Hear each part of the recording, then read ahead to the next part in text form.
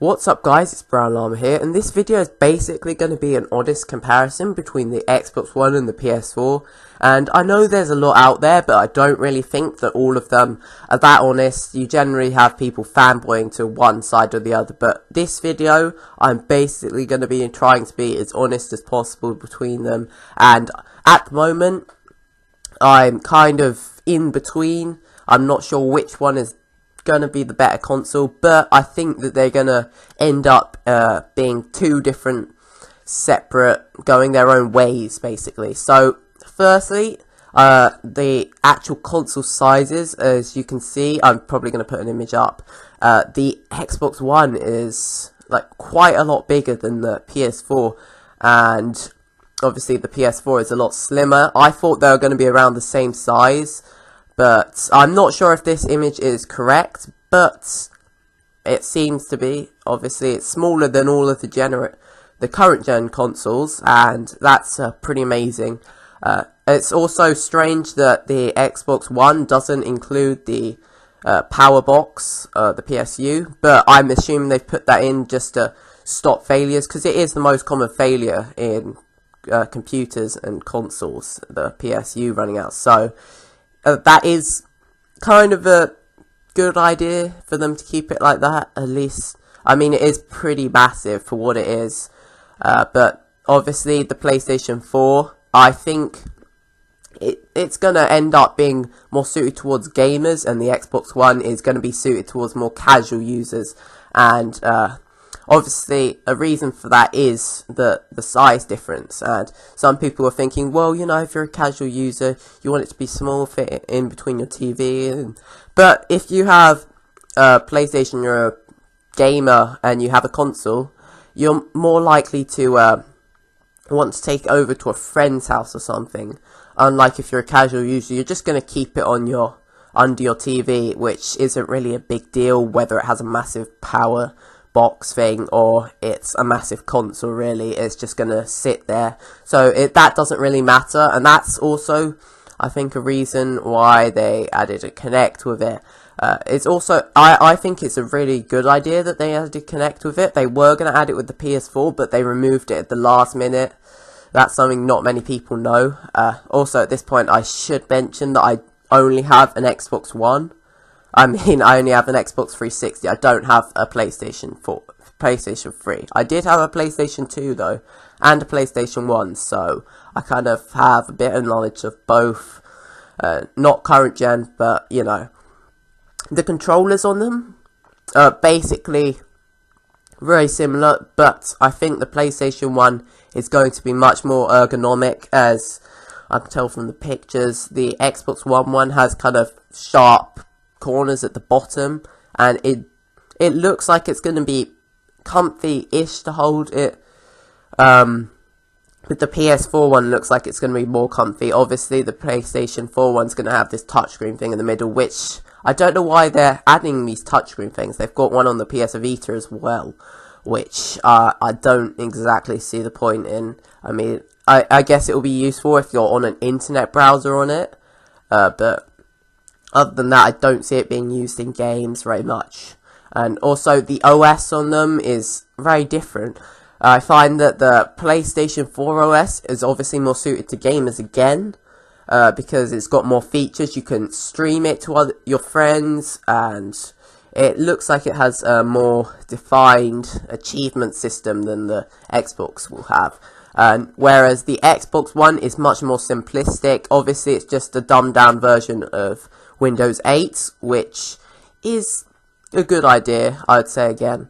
Although, maybe they should have added some more into it. It's very simple, and it is kind of focusing a bit too much on the TV side, but then again, obviously they're not trying to aim it at just hardcore gamers, they're trying to aim it at just casual users, which is obviously a disappointment. But, you know, there is still the PS4, which is more aimed at hardcore gamers, and obviously the tech specifications are, the PlayStation 4 is a bit more powerful than the Xbox One, but I really don't see that much of a difference in games. I really don't think that that's going to have that much of an effect on it. Obviously, the PS3 is more powerful than the Xbox 360 in this generation, and you really can't tell much of a difference between them, so I don't see that as being a problem. Obviously,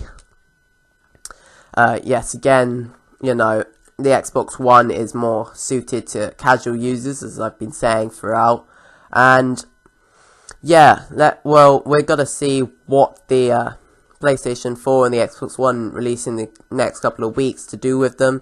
Obviously, the PlayStation 4 might be releasing a PS Vita type deal bundle with them, so you can actually use your PS Vita as a second screen like a Wii U, which I think is a very good idea, unlike the Xbox One and the Smart Glass thing, which is also available on the 360. I have it on my phone, but there's not really much point in using it. All you can really do is pause movies on it, and it's not really useful. You're not going to be able to play games on it. So the PlayStation Vita thing is a very good. I think that's going to be one of the main selling points for it.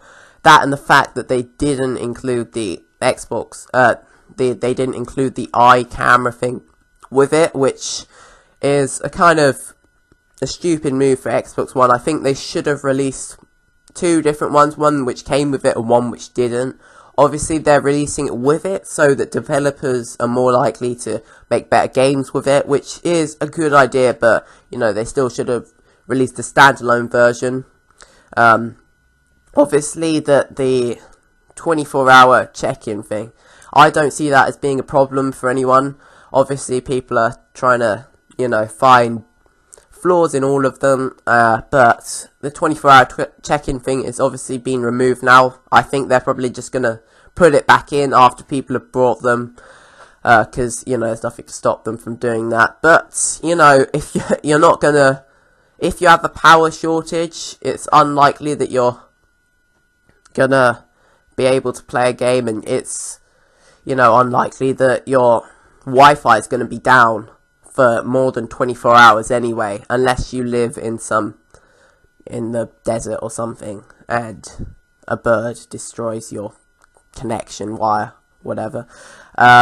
Obviously, the PlayStation doesn't have any of that things, and also they don't have the trade-in things, which they have with the discs, but obviously, actually they do, I think they do, they have it so that you might have to pay for to play online, which they do have now.